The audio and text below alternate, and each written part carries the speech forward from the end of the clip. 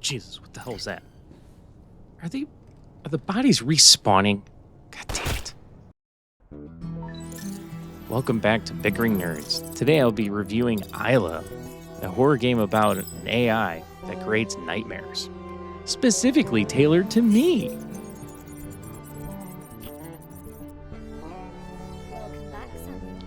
A.I.L.A is a horror game where some advanced AI lady thing creates a personalized nightmares for you, which is a terrible, terrible idea, obviously.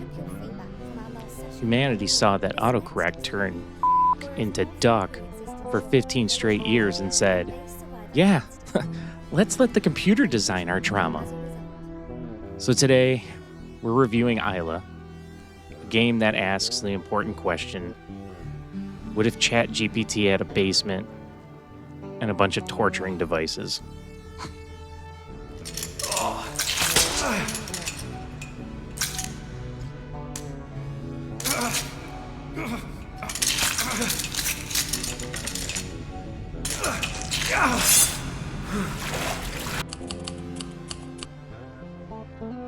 In A.I.L.A, you play as this game tester named Samuel S. Yeah, just S.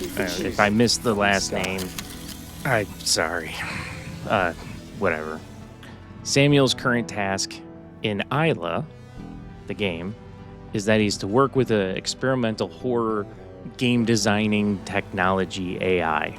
In the game, your job is to test the terrifying experiences it creates, which already sounds like the worst internship ever. No dental, no hazard pay, just trauma.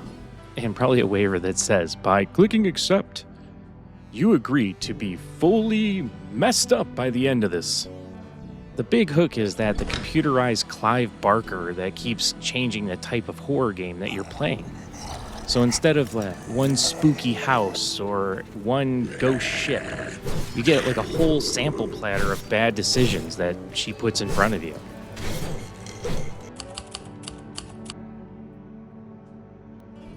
The best part about A.I.L.A is that it keeps switching things up. 1 minute, you're dealing with psychological horror, like you're in your own Saw movie or inside of a haunted house.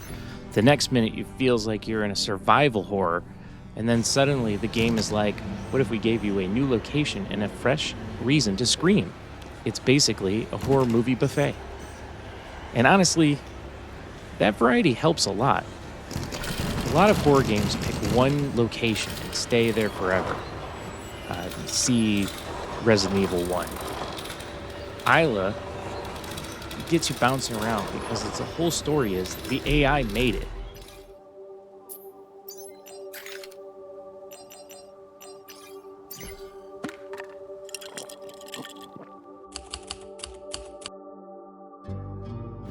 Is A.I.L.A scary?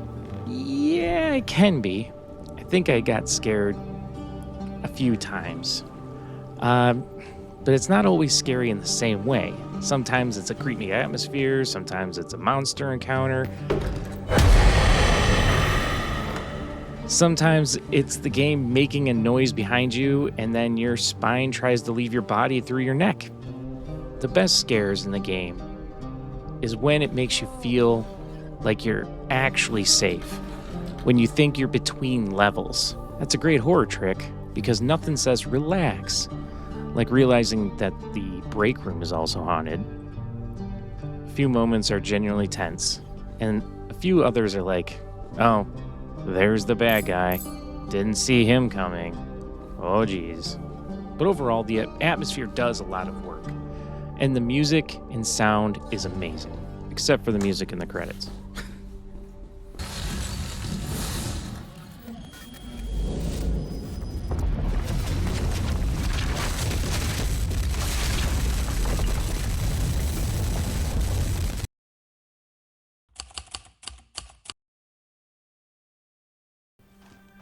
Gameplay-wise, A.I.L.A is a first-person horror comfort food.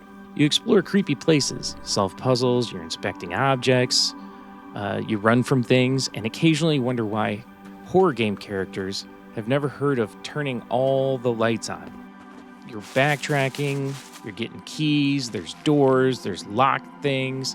suspicious noises, and enough F to interact energy to power a small haunted village. The puzzles are mostly fine. If there's any hard one, you can kind of get it just by clicking a bunch and figuring that stuff out.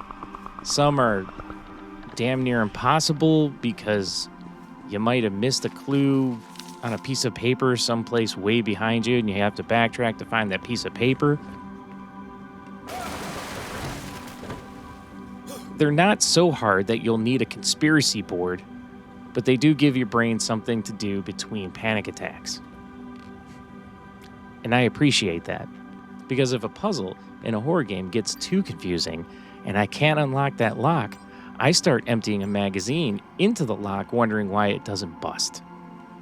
Adding on to the gameplay, one thing I do want to say is the controls felt a little loose. When you look down, your character kind of feels like he's floating a little bit, but also your character is the slowest person to reload a gun, or to swing a sword, or to swing an axe, or to open a door, or to feed his cat, or to pet his cat, or to do anything. It is like he has the inability to move fast, especially when you're trying to get away from the bad guys.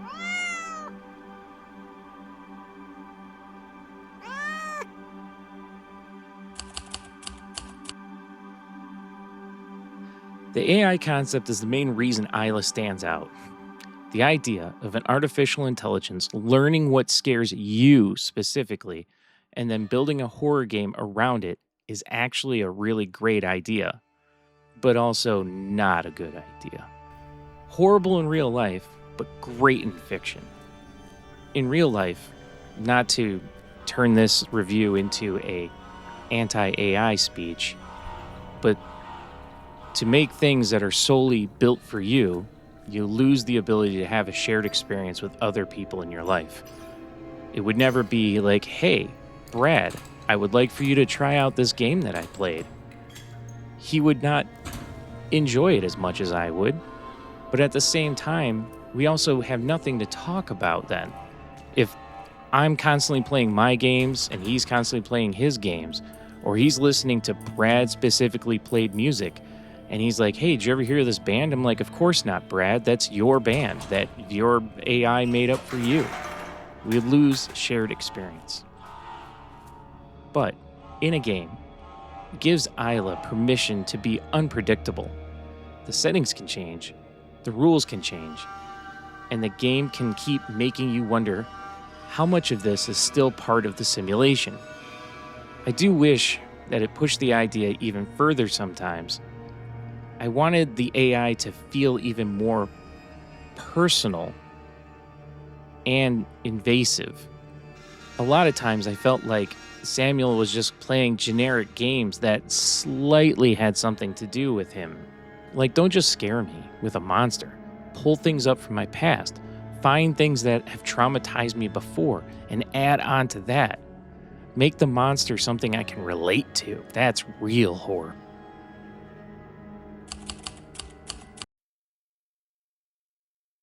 Visually, A.I.L.A looks pretty good. It has that slick, modern, near-future horror look where every piece of technology seems expensive and deeply unsafe. The kind of technology that you look at it and go, that's definitely in the very near future, but I definitely don't want it to be around here. The environments are strong. The lighting is moody, and the sound design does what horror sound design is supposed to do. Make normal noises feel like threats. The door creaks, and then suddenly my blue jeans all of a sudden become brown jeans. Pipe rattles, and I'm updating my will. Very effective.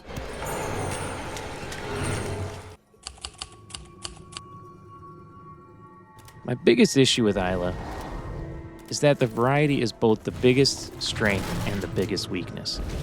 Because the game changes styles, some sections are naturally better than others. When it hits, it really hits. When it doesn't, it feels a little more meh. There are a lot of moments when I was fully locked in, tense, creeped out, ready to throw my keyboard into international waters. And there were moments where I thought, okay, I've seen this horror hallway before, or I've seen this bad guy in every single board. I also wish that the AI concept went harder. The premise is so good that I wanted the game to mess with me more, making me doubt things, break the rules, gaslight me. Basically, I wanted the AI to be less spooky game designer and more emotionally unstable escape room manager. So, do I recommend A.I.L.A? Yeah, especially if you like first-person horror games with a pretty cool concept and a lot of variety. It's creepy, it's stylish, it does weird stuff that keeps things interesting. Not every section is equally strong, and the gameplay itself is pretty familiar, but the AI framing gives it a fun identity. I also think that with the way that the world is moving nowadays into the AI realm, this game becomes more of a cautionary tale than it is just a video game. A.I.L.A feels like several horror games stitched together, and you get a good 9 hours of game time if you take your time. It's not perfect, but it's absolutely worth checking out if you want a horror game where the villain is basically a haunted algorithm with project management skills. If you made it this far, thanks for watching. Ace down, ass up. That's the way we